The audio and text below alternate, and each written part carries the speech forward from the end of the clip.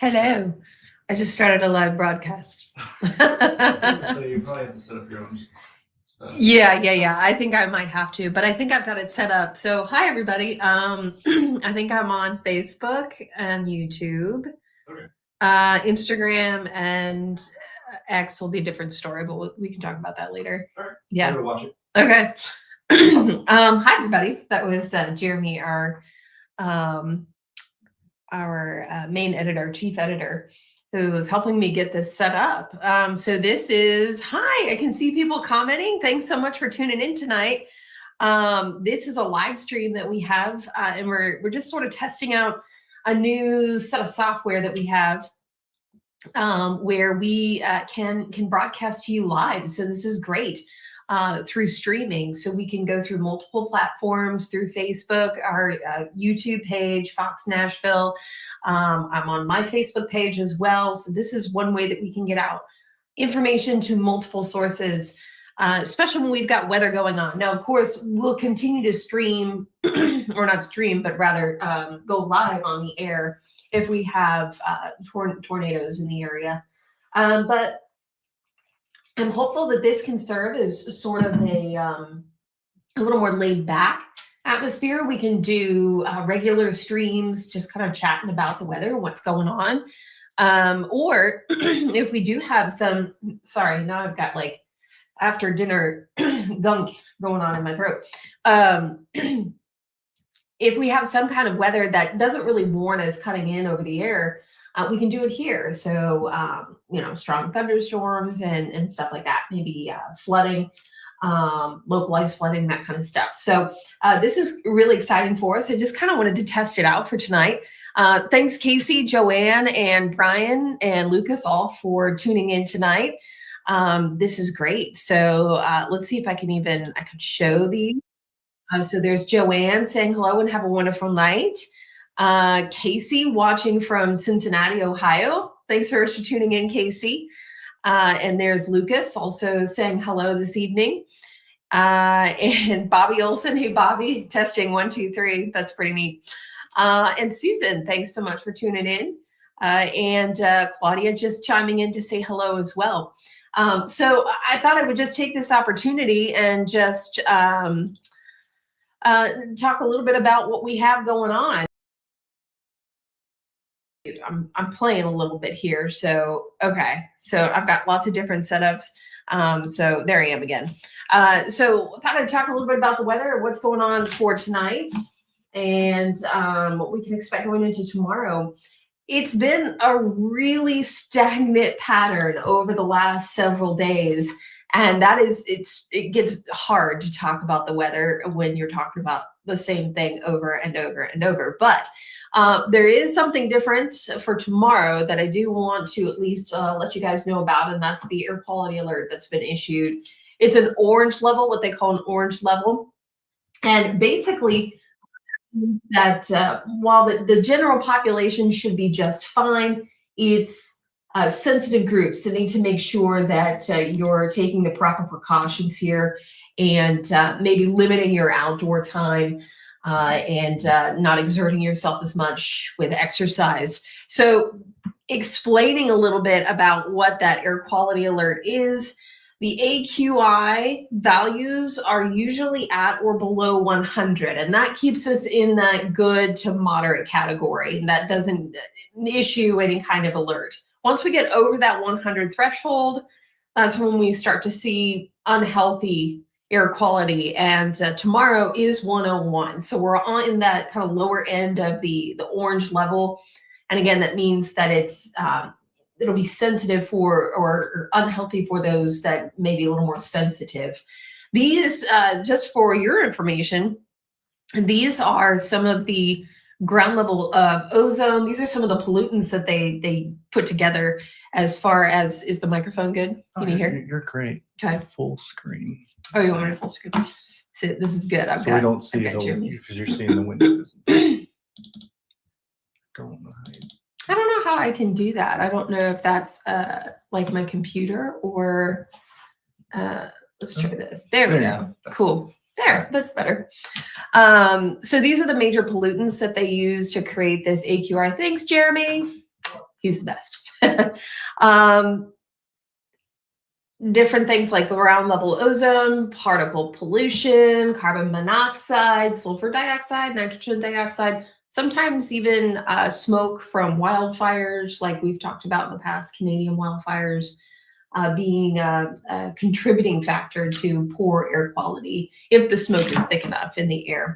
But again, that's just kind of a behind the science there of what they look at to determine whether or not the air quality is going to be unhealthy. And tomorrow, again, it'll be in that category of orange, which is unhealthy for sensitive groups. We take a look ahead, and I mentioned that stagnant pattern. There is not much going on here. So high pressure kind of sitting with us as we head through the next several days, and that helps to keep the storms away. I know a lot of you do need some rain. And we've had a few thunderstorms in the past couple of days bring us some showers. But again, we really have not had too much. Just going back here, looking through some of our comments that I'm seeing a lot of people chiming in and saying hi. David saying the graphics are amazing in 4K. We've got Murray tuning in from Tullahoma. Thanks so much for tuning in. And again, just a lot of folks saying hi this evening here. Again, this is kind of our test broadcast, and just to see how we're shaping up. I've got two computers here, and I keep using the wrong mouse. Let me go back over here. So as I mentioned, the weather pattern remains pretty dry for us over the next several days. But that is good news for college football. We've got some matchups at home, and Austin Peay actually playing in Abilene, Texas. I checked to see TSU, correct me if I'm wrong, TSU I believe is off this week, or at least not playing that I could find. So thought we would feature Austin Peay. Vandy is in town here in Nashville, taking on Georgia State, and temperatures look good at kickoff around 6:30. We're looking at 86 degrees. Exciting to see Vandy doing so well, ranked. MTSU, they're taking on Marshall and Murfreesboro. That'll be a 6 p.m. kickoff with temperatures right around 88 degrees. And UT, another home game for them, taking on UAB. That'll be an 11:45 kickoff. And again, by the way, these are all central times since we're in the central time zone. 85 temperature around kickoff with that sunshine around. So really not looking too bad for football games this weekend here. Let's see. So what other games I've got? I've got the Titans matchup on Sunday. Big game. Not the best start. Wish we could be looking at a better record at this point. Still very early in the season, though. And this is going to be a big one because it's a division matchup. First division matchup of the year for the Titans. Temperatures are going to be a little warm, but again, we've been pretty good as far as the humidity levels go. So we'll call it comfortable, but still kind of hot. Temperatures will be in those low 90s. And especially if you are sitting on that eastern side of Nissan Stadium, you really get that afternoon sunshine. So, of course, sitting in the sun makes it feel a good 10, if not 15, 20 degrees hotter. That's one of those things that I think that a lot of folks don't realize is that air temperature, when you see it on the app or any other temperature reading, that is measured in the shade. So official temperatures from BNA are all measured in this white box that is sitting over grass, elevated, and is inside this white box. So it's measured in the shade. So when you factor in sunshine, you're a good 10, 15 degrees, maybe sometimes 20 degrees hotter.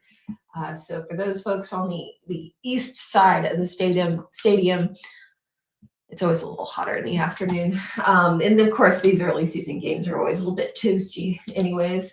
Let's take a quick look here at what's going on across the nation. We do have some showers and thunderstorms out in the Central Plains here.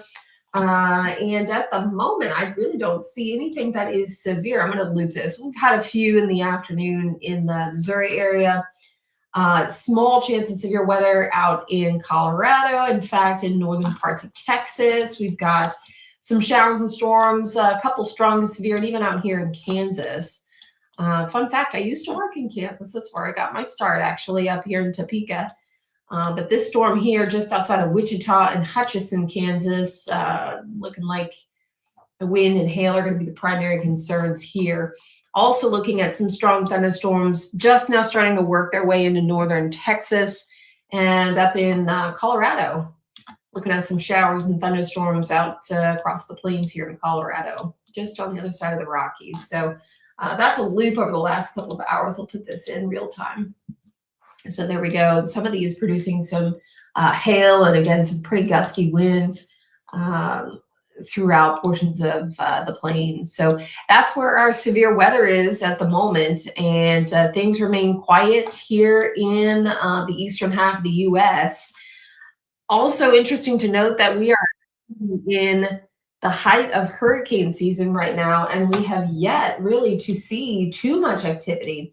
Today, we just had our next named storm that was named. This is Tropical Storm Gabrielle. So this is new. That was just named this afternoon. There's kind of a wide view of the Atlantic. So we are looking at, I would say, relatively organized cluster of thunderstorms here with Gabrielle, and Gabrielle will continue to move north at about 14 miles per hour. Hey, Zach, how are you doing? William, and hey, Jay, how are you doing this evening? There's Jay. Always good to see you. But again, we are looking at, oh, I see. Yeah, Jay saying that had a friend in north of Nags Head getting some damage. This was a Private chat. private chat. Right there. Ooh. That's Ashley sending you, because you can't see Instagram stuff. Oh, cool. Okay. Excellent. All right. We're continuing to just kind of navigate. So so Instagram is streaming? Yes. Oh, okay. So she put the stream. Ashley's actually working on stuff. Cool. From her end. Nice. Helping you out because I guess you had to put in extra information. Yeah. Yeah. It needed a stream key. Yeah. So, but you can't see you can only see Facebook and YouTube. I see. Okay. Cool. That's good to know. Yeah. So we're learning things too on our we're learning lots of new things here. Awesome. So yeah, if you see the private chat, it's Ashley just sending you Okay. messages. Cool. That looks great. Hi, Ashley. She's chiming in from our Instagram. And then let's see, regular chat is there. Okay. But going back to Jay's comment here, said he had a friend north of Nags Head get some damage. There was a non-tropical low, a coastal low over the past couple of days that have done some pretty intense damage in the form of just high surf. And I saw some reports of wind in excess of 60 miles per hour, but was not named. So interesting to see that. So once again, we're, in the height of hurricane season, but really have not seen too much activity so far. So there's Gabrielle. It is a tropical storm. I'm going to put Gabrielle in motion here so you get an idea what we're looking at. Now, Hurricane Center does not have Gabrielle moving too fast, and actually will continue to move it out, moves it north, and potentially with an impact near Bermuda. So as of right now, Gabrielle does not look to be a major threat for the coastal U.S. Of course, still early, but it looks like it may recurve north here. And where it is now, and then the movement of it, if it continues its northwestern track, there is a point where the steering currents will eventually just pick it up and steer it back out to sea. And it looks like that's going to be the case here. But unfortunately, maybe something that we need to watch for those in Bermuda. So Hurricane Center has a forecast to hit as a Category 1 hurricane by Monday of next week, as moving towards Bermuda, definitely in that cone of uncertainty. And again, last year I took off some inside baseball here. Last year I took off the line. The National Hurricane Center will put a point-to-point line here on the actual track. I took that away because we don't want to focus on that center line as much as we want to focus on this entire cone. So all of this area here is potentially in the impact zone for Gabrielle. And notice that it gets wider the longer we're forecasting out, and that's just because of the uncertainty, hence the cone of uncertainty. So again, taking off that central line, I think helps at least a little bit to broaden your scope on what you're seeing here as far as potential impacts. But does not at this point, again, look to be a big threat for the US. Maybe something though that we need to watch for folks in Bermuda. So that's what I have going on for tonight. It's pretty quiet, so I'm going to keep this fairly short and sweet. Jay asking if they're going to update the number of hurricanes to a lower number. You know what? That's a good question. I don't recall when. I know they do some mid-season updates. I'm not sure if that has passed already, but I'll look that up and see if I can't sprinkle that into one of our broadcasts here, because that is a good question. They do, and what am I trying to say? They do revise their forecast. Couldn't find the right word. They do with some revisions throughout the season based on what's going on. Because if you think about it, it's a major forecast to make so early in the year, and they're doing it based off of several different factors that could change. So yes, they do make revisions. I'm not sure if they've made their final one yet. They might still have another one since we're just now at halfway for the remainder of the season. And I'll see if I can find that, and we'll see if we can't get that into one of the broadcasts in the next day or two. So other folks chiming in tonight. Ron saying we need rain. Yes, we do. Singer asking if this is going to hit us. No, it will not. So again, I don't think it's going to be a big problem for the U.S. as the way it looks right now. May see some rough surf off of the East Coast, but that's pretty typical. But I appreciate y'all tuning in tonight. I hope this will be something that we can do on the regular, especially when we get more into an active pattern. This isn't really unusual this time of year to see a big lull in activity, and trust me, I'm okay with it. Just some showers would be nice every now and then to help with our grass and our lawns, and the fall flowers, the pretty fall mums. So hopefully we'll get some rain in here soon, but as it stands right now, I don't see anything anytime soon. So continue to do what you're doing. Water those plants and flowers in the yard. Thanks so much, guys, for tuning in. It's 8:45, so I got to get ready for the 9 o'clock. We'll be on tonight at 9 and again at 10 o'clock, so be sure to tune in, and we'll see y'all later.